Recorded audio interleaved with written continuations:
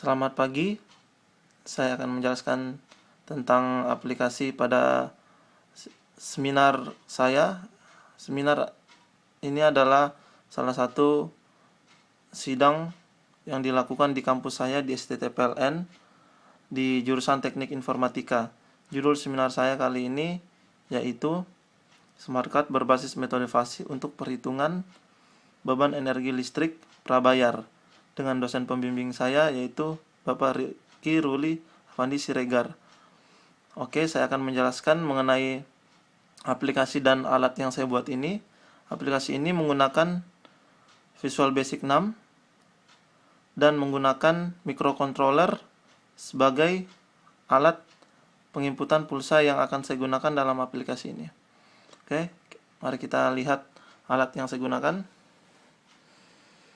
Dapat dilihat jelas bahwa terdapat satu buah Arduino, yaitu Arduino tipe Uno Rev 3 dan RFID 125 kHz sebagai pembacaan smart card-nya, dan satu buah smart card yang saya sudah inisiasikan di dalam aplikasi ini memiliki harga yaitu pulsa sebanyak Rp200.000. Oke, kita akan mulai proses jalannya aplikasi ini. Kita kembali kepada aplikasinya. Terdapat tiga menu di dalam aplikasi ini, yaitu pertama simulasi, bantuan, dan menu close, yaitu keluar. Kita langsung saja ke menu aplikasi yang menjadi pembahasan utama dalam seminar ini. Oke, ketika kita klik menu aplikasi, maka akan keluar menu yaitu tempel smart card Anda. Nah, ketika keluar menu tempel smart card, maka kita diperintahkan untuk melakukan penempelan smart card. Maka kita akan melakukan penempelan smart card. Kita kembali kepada alatnya. Lalu kita akan menempel smart card untuk melihat apakah pada alat ini akan terbaca smart card yang sudah kita inisiasikan tadi. Nah, sekarang udah terbaca, kita bisa lihat kembali ke aplikasi. Di dalam aplikasi, maka akan muncul salah satu tombol yang menandakan bahwa smart card sudah dibaca oleh alat yang sudah kita buat tadi. Oleh karena itu, kita sudah bisa melihat menu selanjutnya. Oke, menu selanjutnya adalah menu untuk meteran prabayar listriknya. Nah, yang seperti saya bilang tadi, bahwa di dalam smart card itu saya sudah menginisiasikan pulsa sebesar Rp200.000.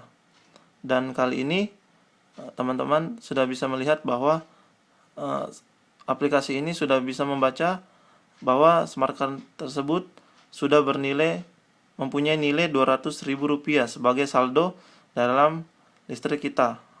Oke, langkah selanjutnya yang harus kita lakukan, pertama kita harus mengisi daya terpasang dari rumah kita ini.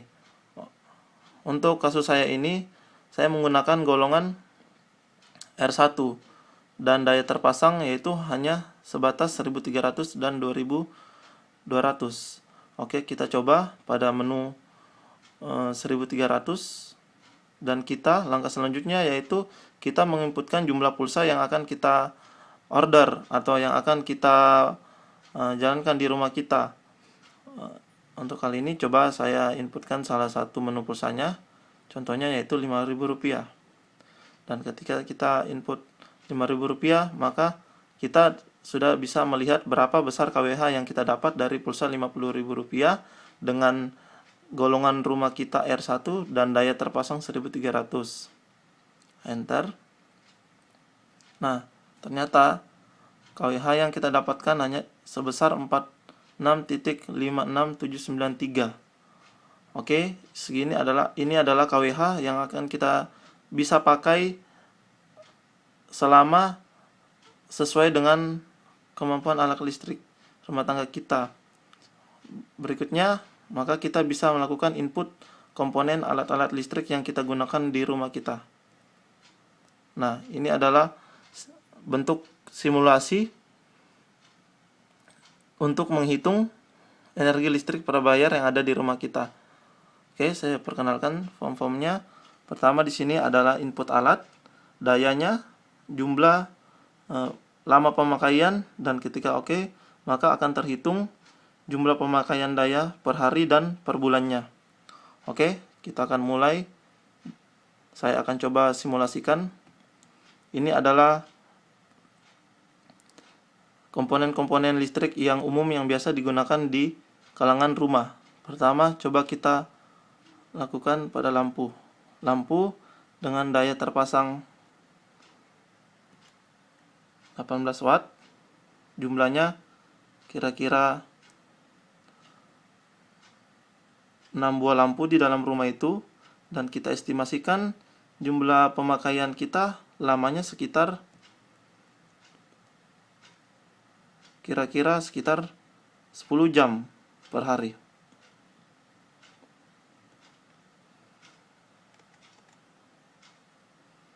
Ketika kita tekan tombol OK, maka akan terhitung berapa besar daya yang kita pakai per harinya dan per bulannya.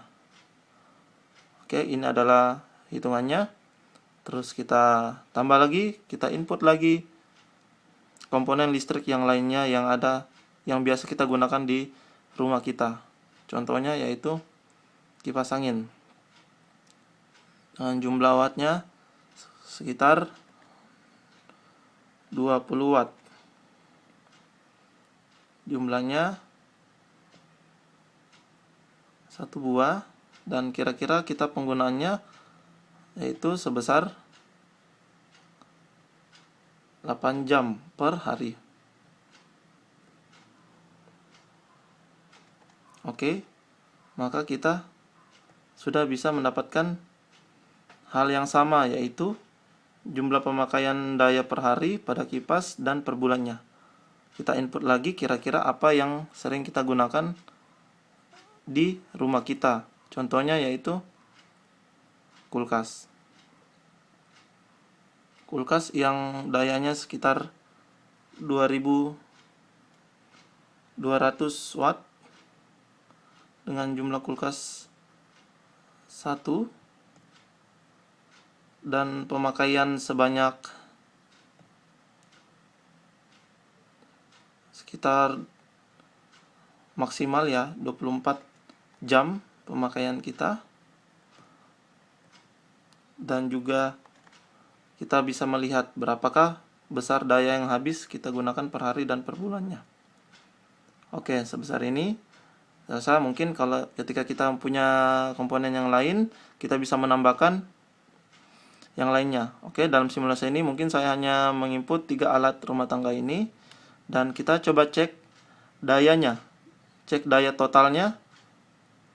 Ketika kita cek, maka aplikasi akan menghitung secara otomatis total pemakaian kita per harinya dan per bulannya.